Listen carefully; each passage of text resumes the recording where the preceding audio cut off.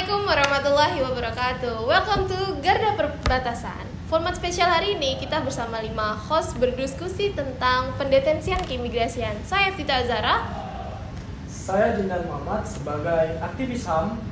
Sedangkan saya Julio Krista Ramadan, saya expert di bidang hukum keimigrasian Indonesia. Saya Mardika sebagai expert di bidang hukum keimigrasian Jepang. Saya M. Arvin sebagai praktisi lapangan keimigrasian. Hari ini kita akan compare sistem detention Jepang dan Indonesia dari aspek kelembagaan, kewenangan, jangka waktu, prosedur, subjek detention, dan dasar hukum. Let's start!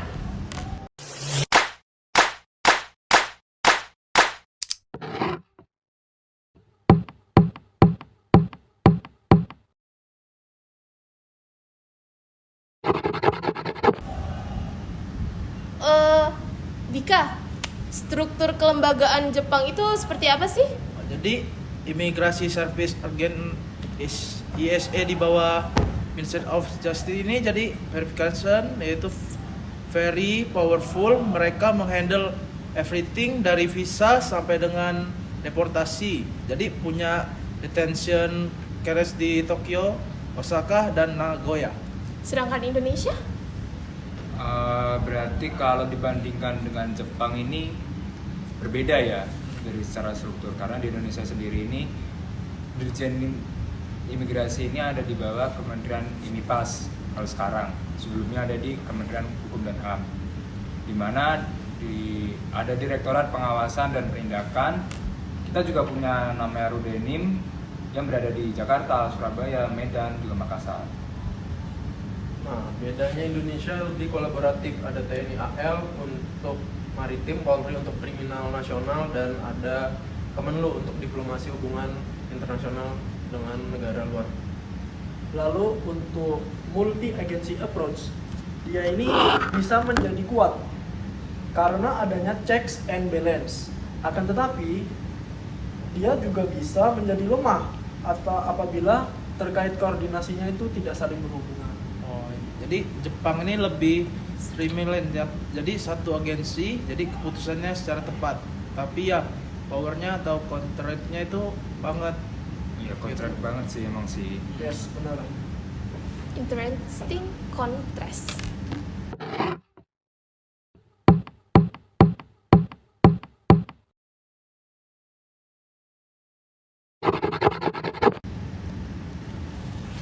Let's talk power. Dika, seberapa luas sih kewenangan ISA? Jadi kewenangan ISA ini sangat luas. Jadi bisa di detain tanpa contract order atau discreet deportation tanpa judicial review awal. Jadi contractnya atau investigationnya. Jadi imigrasi ini direktornya punya final say ya. Oh gitu. Nah, buat problematiknya ini terkait di sisi HAM ya. Dia ini bisa dibilang too much power dan juga minim dari oversight gitu. Betul yang dikatain sama Jindan. Sedangkan kalau di Indonesia sendiri ini kita ada namanya TAK, itu Tindakan Administrasi Keimigrasian, di mana ini ada di luar pengadilan yang ada di negeri ini. Tapi biasanya cuma pejabat imigrasi tertentu yang bisa execute atau mengeksekusi, dan juga adanya hierarki di imigrasi ini sendiri. Oh gitu. Nah, contohnya kalau pendetensian itu hanya dilakukan oleh kepala kantor imigrasi. Ya, Dan betul. untuk penangkalan itu bisa dilakukan oleh dirjen atau langsung dari menteri. Betul sekali. Jadi ada layers of authority dong. Exactly. Check and balances. Jadi di Jepang itu minimnya itu imigrasi over. Jadi punya wide discretion atau court atau jarang fair turn keputusan imigrasi. Nah, makanya itu UN dari Human Rights atau dari HAM itu mengkritik Jepang terkait adanya lack of judicial critical. Gitu. Clear difference in accountability structure. Exactly.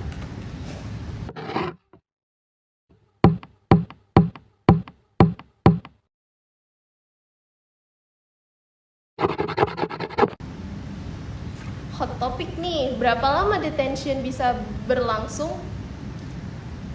Di Jepang itu no time limit, jadi nggak ada batas waktunya ya. Lalu in a height of problem, dia ini ada detainee yang dimana dia ada 3 tahun lebih. Indefinite detention melanggar international human rights dan juga standarnya. Jadi argumen Jepang ini mereka tidak bisa relasi atau deportasi sebelum selesai. Jadi negara asal reverse-nya atau detensi Apple terus. Nggak bisa dibilang gitu juga karena dia ini ada alternatifnya, yang dimana community supervision, electronic monitoring, bail, dan juga detaining indefinitely itu bukanlah menjadi solusi terkait masalah tersebut. Gimana kalau Indonesia? Nah, Indonesia beda lagi sama Jepang ini. Lagi-lagi beda lagi memang. Jadi ini kalau kita nih, kalau 6 bulan tidak bisa dideportasi, detainee ini wajib keluar dari Rudenim. Bisa ada di rumah penjaminan atau izin tinggal terbatas dengan supervisinya. Ini sesuai dengan prinsip detention as last as resort, yang dimana itu merupakan praktik yang sangat baik untuk diterapkannya. Di Jepang ini juga ada profesional release tapi sangat jarang guardnya. Jadi kriterianya itu ketat, bisa dibilang seperti itu. So 6 months max versus unlimited. Yes. Huge Challenge-nya difference. itu kita ada detainee dari negara yang slow respon atau reviews terhadap warga negaranya. Nah, kita tidak bisa tahan atau indefinitely. Berarti maksudnya human rights it must be prevail, kan? Ya.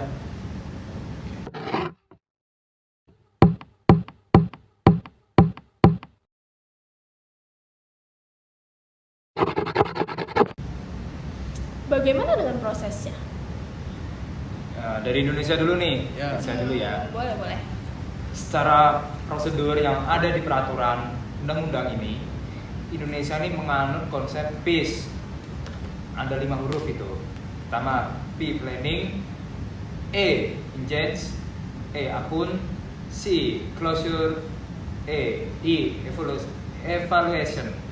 Di mana ini adalah standar investigasi etis untuk keimigrasian Indonesia. Oh, kalau gitu berarti pengawasan dan penangkapan itu menjadi step pertama. Kalau step keduanya itu berarti BAP atau berita acara pemeriksaan. Habis itu detainee diberitahu haknya, dikonfirmasi kesehatan sama wawancara tanpa adanya paksaan. Betul itu, karena Alvin sebagai pelaku ada di lapangan, eksekutor di lapangan. Jadi step ketiga berikutnya itu ada BAP atau biasanya orang kenal dengan berita acara pendapat sebagai senior officer analyst, dan berikutnya ada step keempat yaitu keputusan TAK dari kepala kantor Kadin tersebut. Berikutnya step kelima adanya detention di Rudenim. Lalu berikutnya tahap terakhir step 6 adanya koordinasi deportasi dengan pihak luar. Yang step 7 terakhir eksekusi. Bagus, berarti itu ada dokumentasi ya di setiap tahapannya. Betul. Lalu untuk protect both officer and detainee-nya, Bagaimana jika dengan Jepang? Oke, jadi lebih strike the word-nya, jadi identifikasi pelanggaran, pemeriksaan, isu deportation order. Jadi kalau reverse atau tidak bisa keluar, isu detention order, jadi di bawah ke detention center biasanya. Ada due process. Jadi detainee ini bisa file objektif via special court officer, jadi terus dibanding ke Minister of Justice, tapi jarang dikabulkan biasanya. lack of independent review ya. Officer yang detain juga yang mereview objection, itu termasuk konflik yang interesting ya. Nah, kalau Indonesia itu reviewnya hierarkinya berbeda nih. karena yang periksa bukan yang nangkap. Separation of function important for fairness.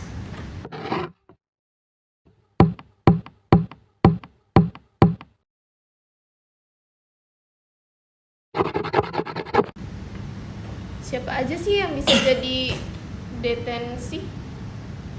Jadi di Jepang ini biasanya ada overstay atau biasanya terbanyak. Jadi bekerja secara ilegal, melanggar status visa, terlibat pidana. Setelah hukuman selesai, mereka dan asylum seekers yang ditolak. Lalu untuk asylum seeker itu dia juga bisa diteni selama bertahun-tahun karena negara Jepang itu merupakan negara yang sangat ketat ya terkait pendetensiannya. Lalu acceptance-nya itu di bawah 1%. Nah, ini untuk humanitariannya krisis itu bagaimana ya? Bagaimana dengan Indonesia? Kalau dari pernyataan Dika tadi sih hampir sama, karena biasanya ini kasusnya overstay lebih dari 60 hari, kerja juga tanpa izin atau visa tidak sesuai dengan yang di-apply, dan juga ada yang mungkin terlibat dengan kejahatan transnasional, pemalsuan dokumen, atau juga bisa tentang ancaman keamanan nasional. Oh, yang berbeda, Indonesia punya special protection untuk kelompok rentan seperti anak-anak dan wanita hamil. Mereka tidak boleh dirudenim biasa, harus dirudenim khusus. Betul. Oh gitu. Ini penting nih berarti karena vulnerable groups itu pasti membutuhkan atensi khusus atau perlakuan spesial. Yang lebih spesial gitu. Jadi Jepang itu juga tidak ada profession khusus, jadi semua rate-nya sama, termasuk anak-anak, kadang juga deteni-nya dengan orang tua mereka biasanya. Ini violasi yang untuk anak kecil ya, perlindungan buat anak kecil. Jadi children itu seharusnya tidak bisa diteni dikarenakan kebutuhan dari imigrasi tersebut. Ya, kalau di Indonesia itu anak kecil ditaruh di shelter khusus yang diawasi langsung oleh Kemensos, Kementerian Sosial. Clear difference in protection for vulnerable groups.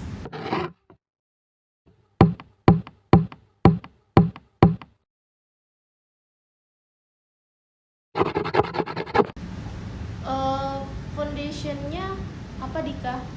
Jadi Immigration Control and Regulation Reformation ARC, jadi sejak 1951 ini direvisi berkali-kali. Jadi every conferences plus coverage order and ministerial. Jadi ordinances-nya itu untuk technical details biasanya. Untuk judicial review-nya? Oh, ada sih juga, tapi court-nya itu sangat jarang dibatalkan, jadi keputusan imigrasinya. Jadi difference the eksekutifnya itu barriers-nya tinggi. Ini merupakan kelemahannya ya berarti. Untuk judiciary itu harusnya dia ini paling terdepan atau independen dikarenakan dia menjadi check executive power. Bagaimana dengan Indonesia?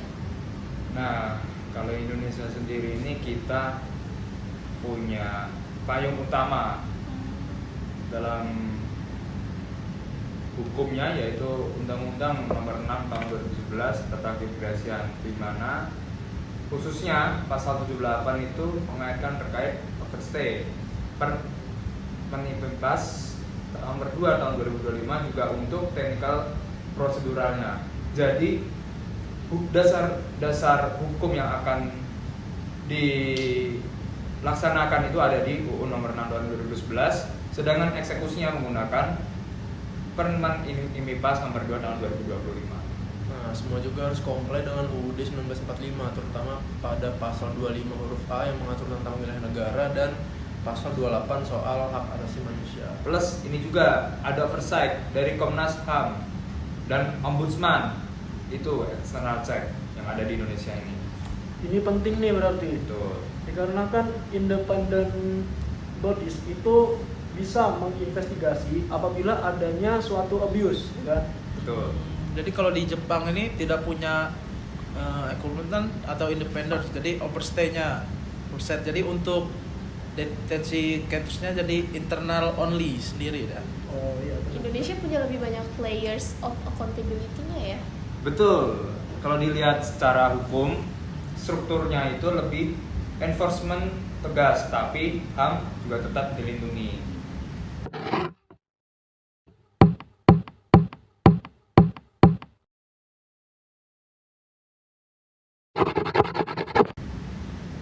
Challenge apa yang dihadapi? Challenge Challenge apa yang dihadapi sih? Oh, kalau challenge di Indonesia itu biasanya kapasitas. Rudenim ini sering overcrowded atau kepenuhan. Koordinasi antar lembaga juga kadang lambat dan slow respon banget. Budget juga terbatas untuk fasilitas bagi detensinya. Mungkin sedikit saya menambahkan dari rekan Arvin. Beberapa negara ini ada yang negara asal deteni tersebut slow atau refuse coordinate. Jadi ini bikin deportasi ini prosesnya jadi lama. Sebenarnya ini menyusahkan negara kita. Tapi ya bagaimana lagi karena kita mendukung adanya HAM tersebut. Oke. Berarti itu perlu alternatif ya untuk mendeteksi lebih banyak terkait community based program dan juga monitoring elektroniknya. Betul. Jadi Jepang ini developnya detention problem terbesar. Jadi mainstream reportsnya, jadi indexers medical care-nya, jadi lack of transparency. Berarti Jepang ini harusnya menyeting terkait waktunya ini semaksimal mungkin ya. Dan juga membuat judicial review-nya ini menjadi lebih kuat lagi. Dan juga memperbolehkan independen buat memonitoring hal tersebut. Apa nih rekomendasi buat negara Indonesia dan negara Jepang dari rekan-rekan sekalian? Indonesia dulu. Mungkin kalau di Indonesia sendiri kita bisa improve facilities, kita perkuat interagency coordination-nya. Mungkin terakhir juga bisa expand alternative programs. Kalau di Jepang sendiri itu jadi time lapse-nya itu jadi independent oversight-nya, ada better treatment of asylum seekers-nya. Both of priorities human rights itu mengikuti standar internasional. Iya, keduanya harus balance karena kedaulatan dengan kemanusiaan itu dua hal yang sangat vital.